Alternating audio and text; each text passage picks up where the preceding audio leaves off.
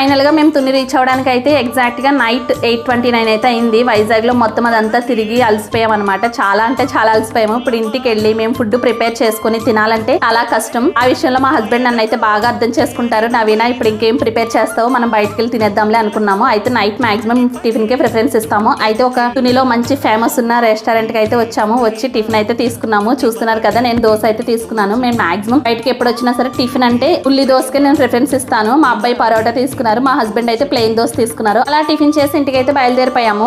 కానీ కదా ఇది తునిలో ఫేమస్ రెస్టారెంట్ అని. రెస్టారెంట్ పేరు ఎవరికైనా తెలిస్తే కామెంట్ అయితే చేయండి. అంతేనండి, వీడియో మార్నింగ్ నుంచి మాకు ఈవినింగ్ వరకు ఎలా గడిచిందో మీకు ప్రతి వీడియోలో అయితే నేను షేర్ చేశాను. మా వీడియోస్ కనుక నచ్చితే ప్లీజ్ సబ్స్క్రైబ్ మై ఛానల్. అలాగే లైక్ చేయడం మర్చిపోవద్దు. ప్లీజ్ షేర్ కూడా చేయండి. ఇప్పటివరకు పోస్ట్ చేసిన వీడియోస్ అన్ని కూడా మన వైజాగ్ లో ఎలా గడిచిందనే విషయాలన్నీ మీకు షేర్ చేసుకున్నాను. నెక్స్ట్ మేము మళ్ళీ వేరే ప్లేస్కి వెళ్ళాము, అక్కడ ఎలా ఎంజాయ్ చేసామో ప్రతి వీడియో పోస్ట్ చేస్తాను. అప్పటి వరకు వెయిట్ చేయండి. అంతేనండి వీడియోస్. Bye bye.